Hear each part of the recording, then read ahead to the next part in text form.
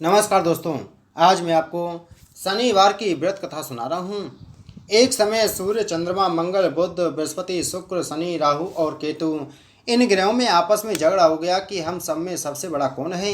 सब अपने आप को बड़ा कहते थे। जब आपस में कोई निश्चय ना हो सका तो सबके सब आपस में झगड़ते हुए इंद्र के पास गए और कहने लगे कि आप सब देवताओं के राजा हो, इसलिए आप हमारा न्याय करके बतलाओ कि हम नवों ग्रहों में सबसे बड़ा कौन है। राजा इंद्र इनका प्रश्न सुनकर घबरा गए और कहने लगे, मुझ में यह सामर्थ्य नहीं है जो किसी को बड़ा या किसी को छोटा बतलाऊं। मैं अपने मुख से कुछ नहीं कह सकता हूँ। हाँ, एक उपाय हो सकता है। इस समय पृथ्वी पर राजा विक्रमादित्य दूसरों के दुखों का निवारण करने वाला है, इसलिए तुम सब मिलकर उन्हीं के पास जाओ, वही तुम्हारे दुखों का निवारण करेंगे। ऐसा वचन सुनकर सभी ग्रह देवता चलकर भूलोक में राजा विक्रमादित्य की सभा में जाकर उपस्थित हुए और अपना प्रश्न राजा के सामने रखा। राजा उनकी बात सुनकर बड़ी चिंता में पड़ गए कि मैं अपने मुख से किसको बड़ा और किसको छोटा बतलाऊं।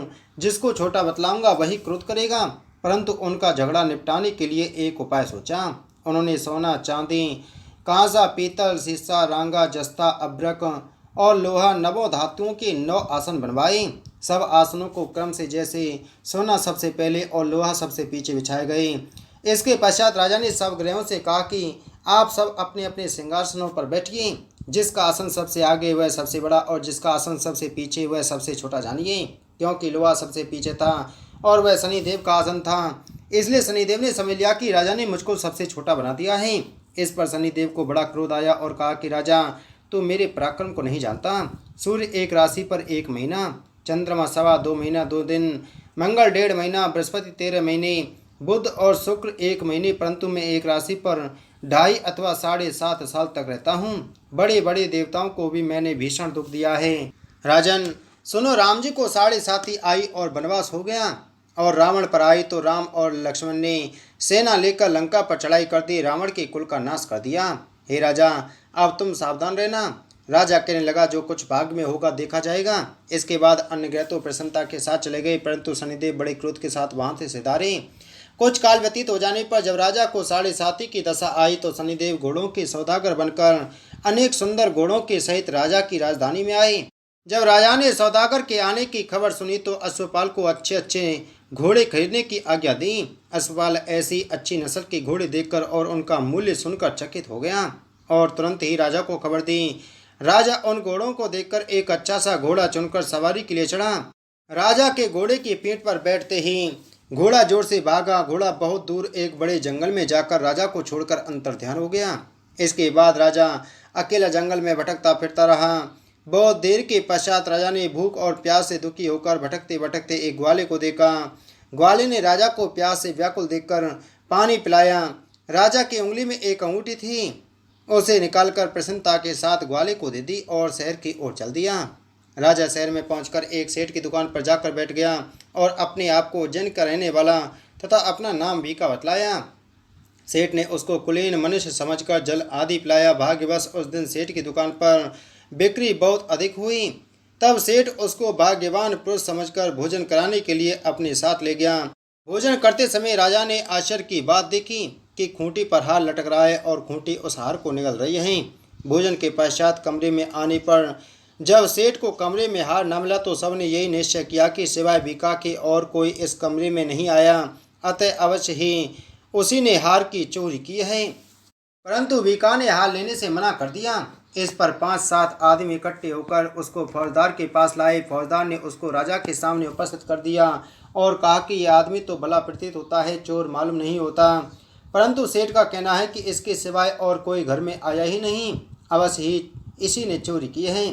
तब राजा ने आज्ञा दी कि इसके हाथ पैर काटकर चौरंगिया किया जाए। राजा की आज्ञा का तुरंत पालन किया गया और बीका के हाथ पैर काट दिए गए। इस प्रकार कुछ काल व्यतीत होने पर एक तेली उसको अपने घर ले गया और कोलू पर उसको बिठा दिया। बीका उस पर बैठा हुआ जुबान से बैल हाँकता रहा। शनि की दशा समाप्त हो गई और एक रात को वर्षा ऋतु के समय वह मल्हार राग गाने लगा। उसका गाना सुनकर उस शहर की राजा की कन्या उस राग पर मोहित हो गई और दासी को खबर लेने को भेजा कि शहर में कौन गा रहा है। दासी सारे शहर में फिरती फिरती क्या देखती है कि तेली के घर में चौरंगिया राग गा रहा है। दासी ने महल में आकर राजकुमारी को सब वृतांत सुना दिया। बस उसी क्षण राजकुमारी ने अपने मन में यह प्रण कर लिया, चाहे कुछ हो मैं इस चौरंगिया के साथ विवाह करूंगी। प्रातःकाल होते ही जब दासी ने राजकुमारी को जगाना चाहा तो राजकुमारी अनशन व्रत लेकर पड़ी रही। तब दासी ने रानी के पास जाकर राजकुमारी के ना उठने का वृतांत कहा। रानी ने तुरंत ही वहां पर आकर राजकुमारी को जगाया और उसके दुख का कारण पूछा तो राजकुमारी ने कहा कि माताजी, मैंने यह प्रण कर लिया है कि तेली के घर में जो चौरंगिया है उसी के साथ विवाह करूंगी। माता ने कहा, पगली यह क्या बात कर रही है, तुझको किसी देश के राजा के साथ विवाह हो जाएगा। कन्या कहने लगी कि माताजी, मैं अपना प्रण कभी नहीं तोड़ूंगी। माता ने चिंतित होकर यह बात राजा को बताई। जब महाराज ने भी आकर यह समझाया कि मैं अभी देश देशांतर में अपने दूत भेजकर सुयोग रूपवान एवं बड़े से बड़े गुणी राजकुमार के साथ तुम्हारा विवाह करूंगा, ऐसी बात तुमको कभी नहीं विचारनी चाहिए। कन्या ने कहा, पिताजी, मैं अपने प्राण त्याग दूंगी परंतु दूसरे से विवाह नहीं करूंगी। इतना सुनकर राजा ने क्रोध से कहा, यदि तेरे भाग में ऐसा ही लिखा है तो जैसी तेरी इच्छा हो वैसा ही कर। राजा ने तेली को बुलाकर कहा कि तेरे घर में जो चौरंगिया है उसके साथ मैं अपनी कन्या का विवाह करना चाहता हूँ। तेली ने कहा कि यह कैसे हो सकता है, कहाँ आप हमारे राजा और कहाँ मैं एक नीच तेली। परंतु राजा ने कहा कि भाग्य के लिखे को कोई नहीं टाल सकता, अपने घर जाकर विवाह की तैयारी करो। राजा ने उसी समय तोरण और बंदरबान लगवाकर अपनी राजकुमारी का विवाह चौरंगिया बना विक्रमादित्य के साथ कर दिया।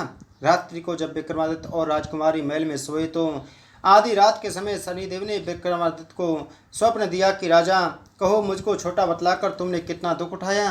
राजा ने क्षमा मांगी। शनिदेव ने प्रसन्न होकर विक्रमादित्य को हाथ पैर दिए। तब राजा ने कहा, महाराज, मेरी प्रार्थना स्वीकार करें कि जैसा दुख आपने मुझे सौंप दिया है ऐसा और किसी को ना दें।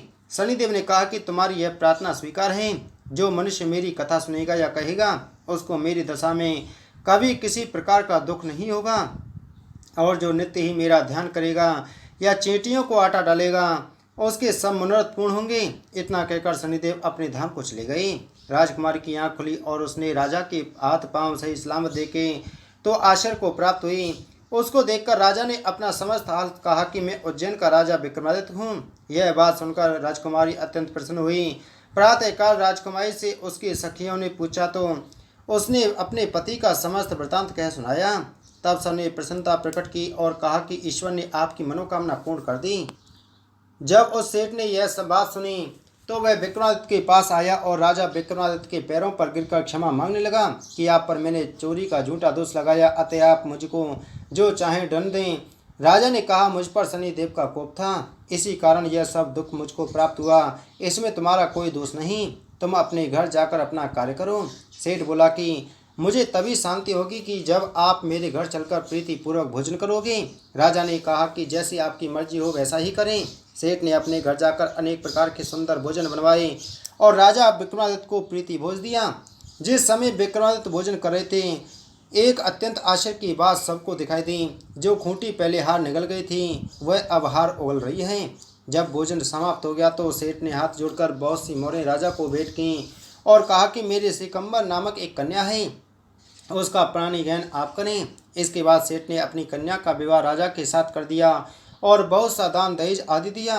इस प्रकार कुछ दिनों तक वहां निवास करने के पश्चात विक्रमादित्य ने शहर के राजा से कहा कि अब मेरी उज्जैनी जाने की इच्छा है।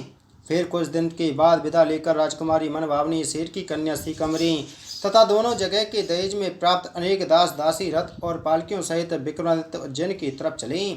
जब शहर के निकट पहुंचे और पुरवासियों ने राजा के आने का संवाद सुना तो समस्त उज्जैन की प्रजा आगवानी के लिए आई। तब बड़ी प्रसन्नता से राजा अपने महल में पधारे। सारे शहर में बड़ा भारी मौसम मनाया गया और रात्रि को दीपमाला की गई। दूसरे दिन राजा ने शहर में यह सूचना कराई कि शनिश्चर देवता सब ग्रहों में सर्वोपरि हैं। मैंने इनको छोटा बतलाया, इससे मुझको यह दुख प्राप्त हुआ। इस कारण सारे शहर में सदा शनिश्चर की पूजा और कथा होने लगी।